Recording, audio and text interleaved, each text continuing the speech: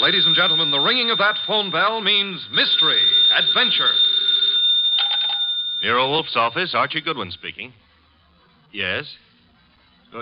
Yes, I know that in 48 hours it's going to be Christmas, but who is this? Who? Look, I'm a big boy now, so... Okay. Tonight at 8. Goodbye. What the devil was that? This may come as a shock to you, Mr. Wolfe, but that was Santa Claus. You've been drinking. Uh-huh, the usual, milk. He's coming to see you at 8. He's got a problem. Indeed. It seems that some low, not to mention murderous character is going around slaughtering Santa Clauses.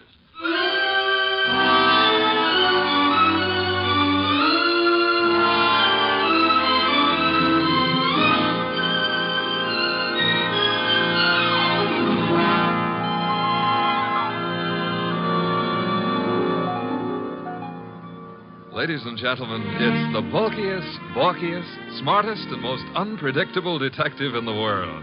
That chair-born genius, Nero Wolfe. Created by Rex Stout and brought to you in a new series of adventures over this NBC network in the person of Mr. Sydney Greenstreet.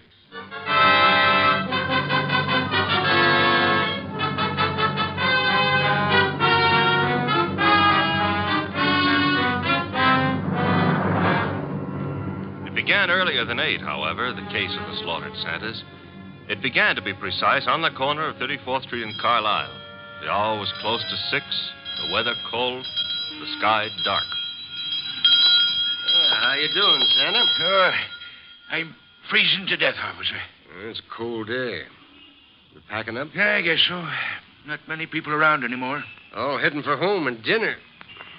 How was the collection? Well, I don't need no armored car, but a few dozen kids are going to have something for their Christmas stockings. Your competition, the guy in the opposite corner, is already scrambling. Probably got low blood pressure. Yeah, give me a hand to get the collection pot off the chains, eh? Sure, there you go. Yeah, thanks. Yeah, I'll just walk you down the block. Got to phone in. Okay, fine. One Santa still left. Wonder what he's waiting for. Santa Claus. Well, watch yourself going down those chimneys tonight, eh? Sure. Well, I'll cut across the avenue here. Be seeing you. Hey, that car coming down the street. Got its lights out. Look out!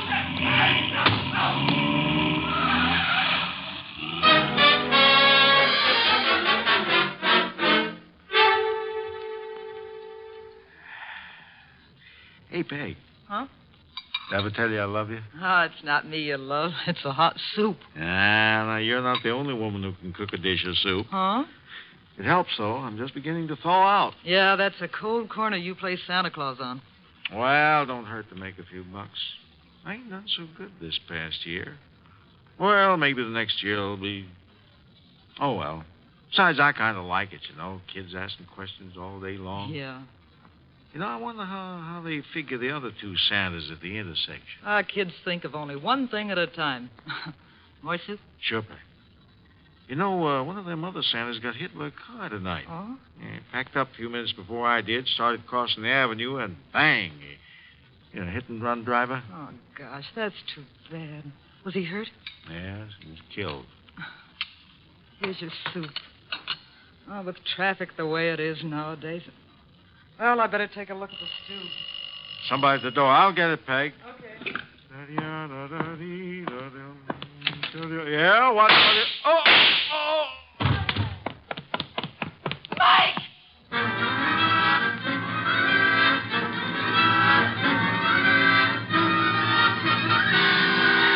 Mr. Wolfe? Yes, Archie? I've been thinking. Good heavens. Oh, I admit it won't bring about a national emergency. But, Mr. Wolfe, Christmas is only a couple of days away. If you're hinting about your present... No. I was just imagining you behind a team of reindeer. Your imagination is morbid. You'd make a wonderful Santa Claus. Phooey. You got the perfect build for it. Of course, as for character... Archie. Yeah? Can you picture me scrambling down a chimney? Well, they might have to build bigger chimneys, but... Bah. There's that, too. However... That is the front door. True. I was thinking... You might see who it is. Well, if nobody's been lying to me on the phone, that'll be Santa Claus. Let him in. But I haven't decided what I want for Christmas yet, Mr. Wolfe. For example, should she be blonde or brunette, tall or short? Archie. On my way. Good evening. I dislike dawdling on anyone's doorstep. Well, stop dawdling. Come in, please. Mr. Wolfe has been warned of my arrival. He has. Through here.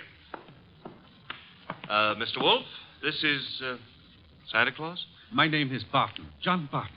How do you do, sir? I have no time for the social graces, Mr. Wolfe. I'm about to be murdered. Howdy, in my house, I have objections. I'm a frightened man, Mr. Wolfe.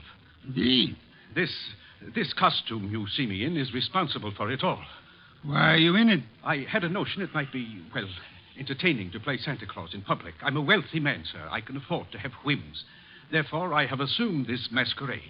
However, it apparently is going to be the death of me. Mr. Barton, you have adequately conveyed an atmosphere and an emotion. I suggest you concentrate on facts now. Very well. I have been acting as Santa Claus for the Tuberculosis Fund. My station is the corner of 34th Street and Carlisle Avenue. I might add the northeast corner. Why? Because at that intersection there have been two other Santa Clauses. One on the southeast corner and one on the southwest corner. 3 Santa Clauses, then, on 3 corners. Yes. Now then, earlier tonight, the man on the southwest corner started home. He was crossing the avenue when he was run down and killed by an automobile. A regrettable accident. The car was running without lights. It deliberately ran the fellow down and then vanished. Not an accident, Mr. Wolfe. You saw this yourself? I did. 1 Santa Claus dead. The man on the southeast corner got home all right. According to the radio news flash, that's where he was killed by bullets. Coincidence? Possibly, but I wouldn't want to risk my life on the chance. This is Friday night. In the nature of things, you would have made 2 more appearances. Very well, Mr. Barton. I'll write you a check as a retainer, then hurry along home. I'm late now. No. I beg your pardon. You will neither hurry home nor notify anyone at your home of your whereabouts. But you will remain here until such time as I think it's safe for you to leave. The house is well guarded. I can't do that. In which case, I cannot accept you as a client. I fail to understand. Mr. Barton, it is very easy to murder someone. Avoiding the consequences of such an action is something else again. However, I'm assuming that you're not primarily interested in what happens to your murderer after you're dead. Of course not. Therefore, you will remain here. Archie? Yep. First, the corner of 34th and Carlisle, a complete report. But that's nonsense. The corner will be deserted now. Mr. Barton, you're hiring my intelligence. You will therefore permit me to use it as I see fit. A complete report, Archie? Right, sir. You will then visit Inspector Kramer at headquarters. You will, in whatever manner you find effective, collect all the police information about the 2 already murdered Santas. Fine. The manner, I think, will be applying a blowtorch to the inspector's toes. Your levity is ill-timed. The inspector is likely to throw me out of my ear. Your problem. My ear? And on your way home, you might stop in at Mr. Barton's place. I don't see any purpose in that. Mr. Barton, there is a basic problem to which we must find an answer. Whether those 2 men were murdered because they were Santa Clauses or because their deaths were merely preliminaries to yours. Archie, I suggest haste. Yes, sir. And avoid blondes. I would like you to be home in time for Christmas.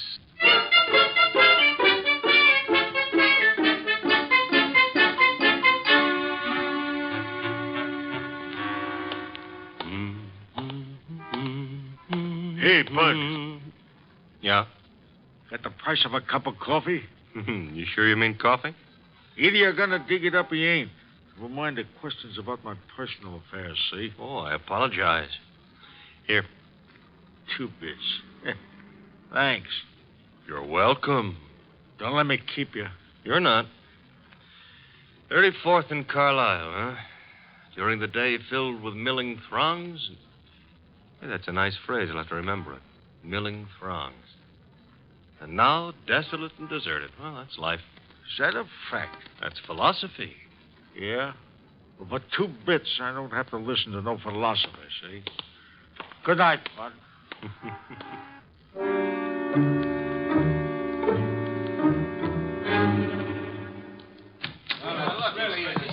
Uh-oh. The inspector's got company. If all you reporters will shut up and ask your questions one by one, I'll answer. Inspector Kramer, it's true a couple of Santa Clauses have been knocked off tonight?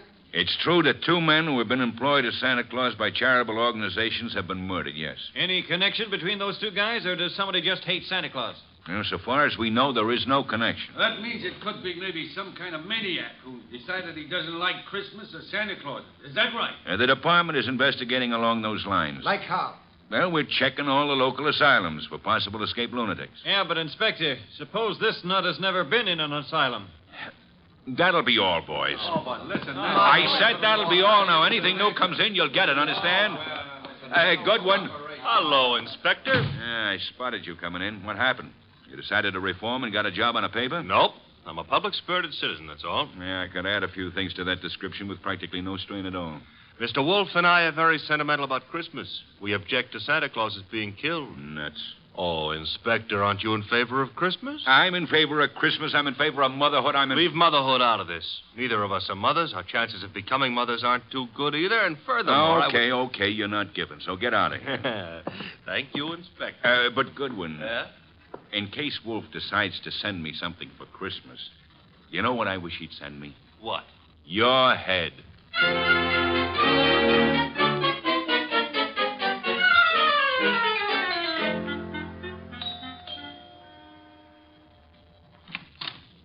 Well, Oh. now I know what I want for Christmas. What did you say? I said my name is Goodwin and it's cold on your doorstep. Oh, I'm sorry. Come in. Mm-hmm. You didn't mention your name. I'm Laura Barton. Mrs. Laura Barton? No, Fine. That is, what relation are you to John Barton? his niece. Why do you ask? Oh, you've got a beautiful voice. All this marble and no butler? I don't know where Pleasant is. He should be here. Have him shot at sunrise. Oh, Laura. Wayne, this is Mr. Goodwin. I never heard of him. What does he want? Well, I don't know. Wayne what? Stevens? Uh-huh. Friend of Mr. Barton? Half-brother, but we seem to be doing all the answering. How about your answering some questions, Goodwin? I'll try. Come into the library.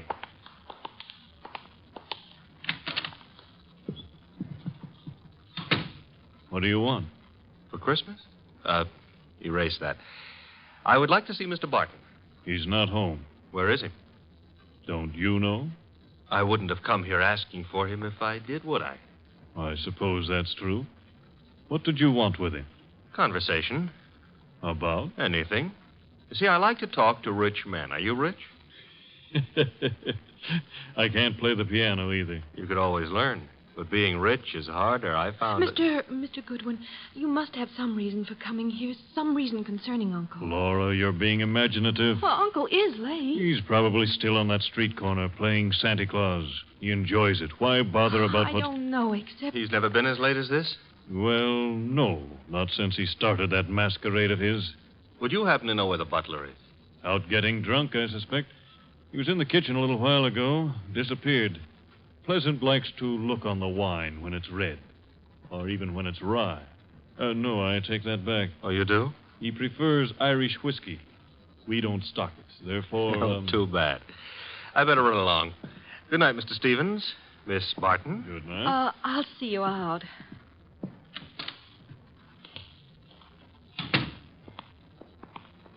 Prettiest butler I ever saw. Blonde. Now, old Dr. Tidmouse always said, beware of blondes because... Mr. Goodwin, Well, I'm waiting. Mr. Goodwin, you must know something about Uncle, something you didn't want to tell us. Makes you think so? Well, otherwise your visit was just pointless. Let's suppose I know. Now, I might be a kidnapper. Oh, no. My honest brown eyes. Your first name is Archie, isn't it? Archie? Archie Goodwin. Goes together nicely, don't you think? You work for Nero Wolfe. You're going back to him now? I might be, but then again, I might be going to the movies. I recognized you. Your pictures have been in the papers. Take me with you to see Mr. Wolfe. You can trust me. I never trust blondes. That's unfair. Well, no, I don't trust brunettes either. Furthermore, I'm not sure Mr. Wolfe would want to see you, so So? So why don't you, trail me home,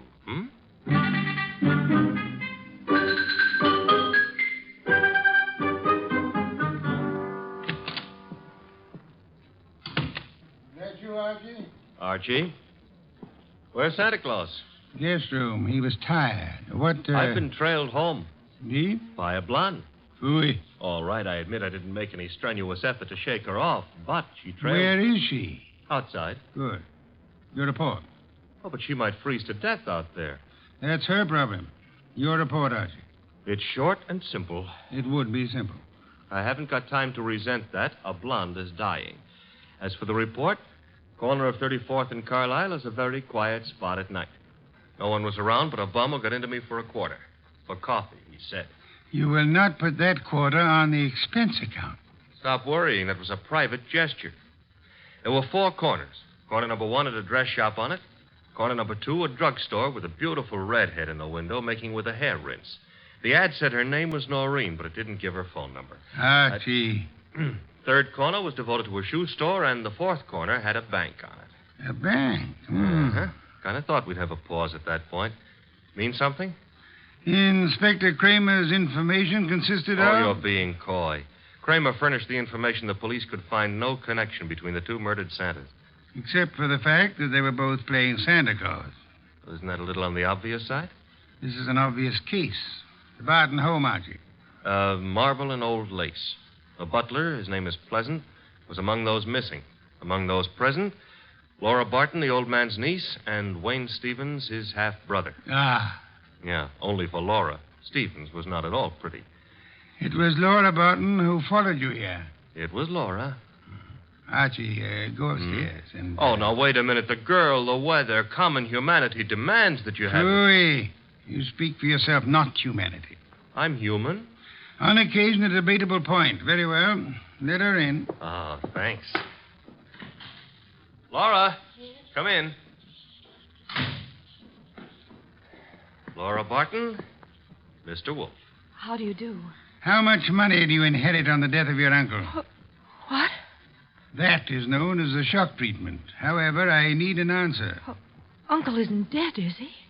That, for the moment, is irrelevant. How much? Half his estate. The other half?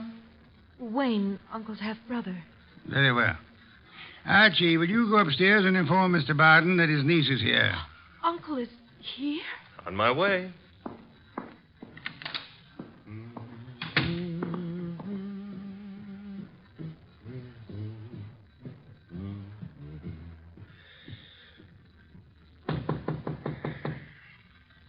Yes? Archie, Mr. Barton. Come in. Mr. Wolfe would like you to come downstairs. I suppose he has a reason. Mm-hmm. A blonde reason, your niece.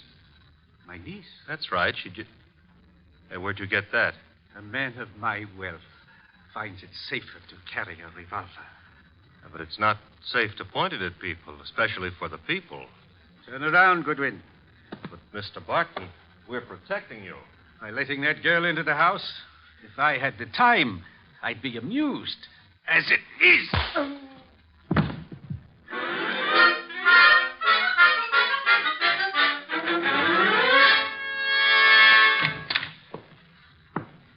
Archie, you been drunk? Good heavens. Uh-huh. Santa Claus came early. Your head. Which one are you referring to, my own or the one Santa gave me? You had better sit. No, I had enough trouble getting up a little while ago. I'm staying out of any positions in which I might have to do that again. Mr. Barton is among the missing. Indeed. Mm-hmm. Hit me on the head and used the back exit. I checked with Fritz in the kitchen on the way here. He offered a reason for his peculiar behavior? Laura Barton. So? I don't understand. Uncle wouldn't do... Uncle apparently has. He also, would appear, fancies himself in costume. Well, he used to be very much interested in the stage. He acted for a while a long time ago till the family objected. Archie? Got it. Nero Wolfe's office, Archie Goodwin speaking. You recite very nicely, Goodwin. This is Kramer. Let me have Wolfe, huh? Mr. Wolfe? Inspector Kramer. Yes, Inspector? The papers haven't been carrying it, Wolfe, but you're working on the Santa Claus case, aren't you? Possibility? You didn't send Goodwin down to headquarters on a possibility. Never mind. We're working on a line down here, Wolfe. Now, look, if it doesn't strain your professional ethics, you might be able to help. How? There's a bank on the corner of 34th Street and Carlisle. We got the thought that suppose a gang was preparing to take that bank tomorrow morning. Those Santa Clauses have been on the corner for nearly a week now. They might have noticed something about the bank's routine, guards or what have you, that could interfere with the gang's plan. A mighty ingenious and imaginative thought, Inspector. Hey, you didn't say yes or no.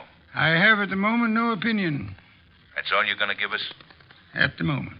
However, Inspector, in a very little while I shall give you, the murderer. Archie, Miss Barton will remain here. As for you... Yeah? You return to 34th Street and find our coffee-loving friend. You will persuade him in whatever manner you think best to return here with you. Huh? Yes. You know, I think it possible you may be able to put that quarter on the expense account after all.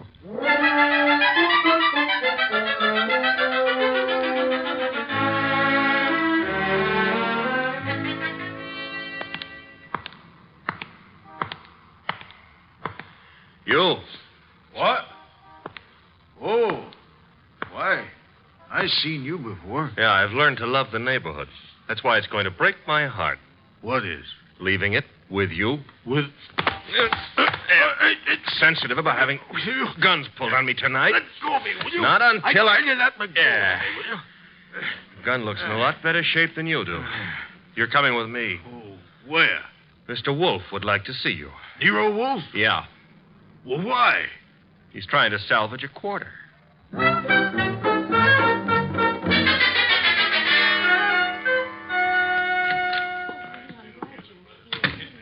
Archie. Uh-huh. Complete with, he wouldn't give his name. He did have a gun to it, though. This one. Yes. Archie, you know Miss Barton, of course? Aye. And Mr. Stevens? He joined us a moment ago. Miss Barton thought she'd be happy if he were here. Hello, Stevens. That's not the only reason I came. My brother is still missing. I'm concerned. Yes. You, sir, will you sit down? Watching people stand makes me uncomfortable. I don't have to. You do. Archie is stronger than you are. All right. That's better. If you don't mind, Mr. Wolfe, I've never been here before, never met you. But you look as though you could handle things. I think my brother's been kidnapped. Possibility we shall have to consider. Miss Barton, perhaps you have a theory, too? Well, I don't know. Uncle's been behaving strangely for weeks now. What way? Oh, I'm not sure. Wayne... Well, of course, John's always been a little peculiar, but I'm afraid I saw nothing especially strange, outside of this Santa Claus stunt, of course. I see. Miss Barton, your uncle played Santa Claus all week on one of the corners of 34th Street in Carlisle. I know. On two other corners, two other men indulged in the same activity. Those two other men are now dead.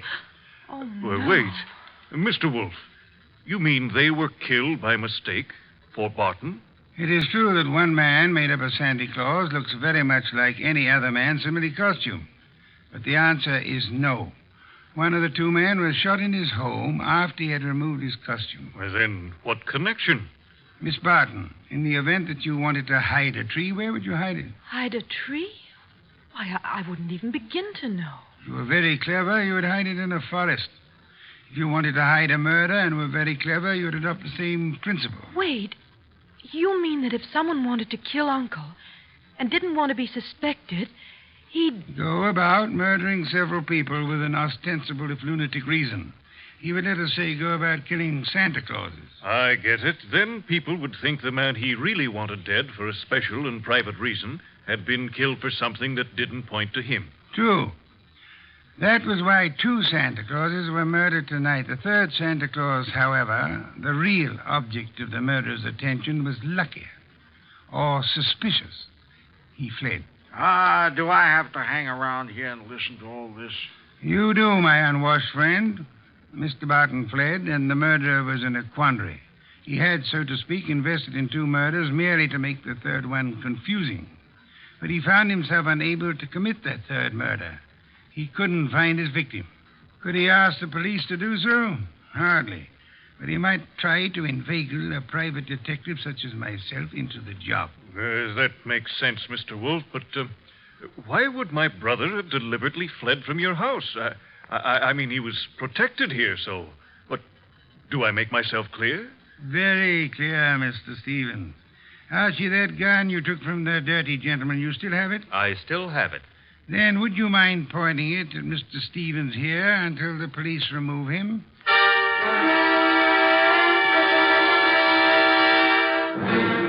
All right, come along, Stevens. Well, that's the end of Mr. Stevens. Inspector Kramer will take good care of him from now on. But now, Mr. Wolfe, Laura and me and the refugee from a washcloth over here would still like to know how and why and who was involved. I knew two people had a motive for John Barton's death. Laura Barton and Wayne Stevens. One of them proceeded to kill Santa Clauses in the hope that the police would assume those killings to be the work of a lunatic. The paper certainly hopped on that assumption. Yes. However, John Barton, aware that his life was in danger, escaped his murderer and hid. In this house? No. A man in Santa Claus costume came here and said he was Barton. However, he was an obvious imposter. He proved that by his flight when his niece came here. You mean he could fool you, but he knew he wouldn't be able to fool me, so... Precisely, therefore, was not Barton. Who was it? Who else had disappeared at the propitious moment? The butler, Pleasant. True. I distrust coincidence. Stevens needed an accomplice, hence he sent Pleasant here. And Pleasant would give you a song and dance about Barton's danger and then scram. You'd start investigating, discover Barton was missing, try to find him, and lead Stevens to his victim, huh? I frustrated that part of the plan by insisting on Pleasant's remaining here, which he did until... That part of it's fine. But how did you choose between Laura and Stevens? It was Stevens who knew, without being told, that Barton had been in this house and had fled from it. Yeah. You yourself mentioned that Stevens had only been here a moment, so you hadn't told him. Obviously, the butler phoned him as soon as he had hit you over the head and escaped. Furthermore, the butler masquerading as Barton had attempted to throw suspicion on Miss Barton. That convinced me of her innocence. Well, you've done it again, Mr. Wolfe, except for one minor detail. You're not very successful at irony, Archie. What minor detail? Where is Barton? In this house. Huh? When did that happen? You arrived home with a gentleman sitting near you. The bum? Wait a minute. This I ought to be able to figure out myself. Laura said Barton used to be an actor. That's item one, huh? Yes, Archie. Also, why is a supposed tramp hanging around a deserted intersection for handouts? The answer is he wasn't. He was keeping an eye out for trouble he knew was after him. Oh, so it turns out I gave a quarter to a millionaire. Uncle, your uncle. Well, that is... I know, my dear. Yes, I'm Uncle. I did rather a decent job, didn't I? No one recognized me. Except, of course, you, Mr. Wolfe. Not recognition, Mr. Barton. Logic. Archie, open some beer for us. Yes, sir. Logic, eh? Well, whatever it was, Mr. Wolfe, I owe you a good deal. How can I ever repay you? Oddly enough, the answer is simplicity itself. Make out a check.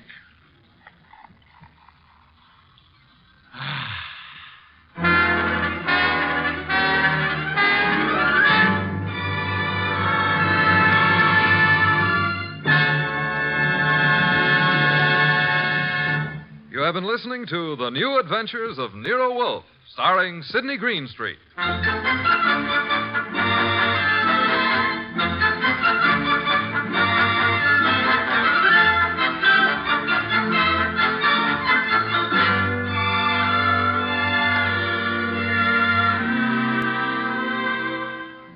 Tonight's transcribed story was based on the characters created by Rex Stout.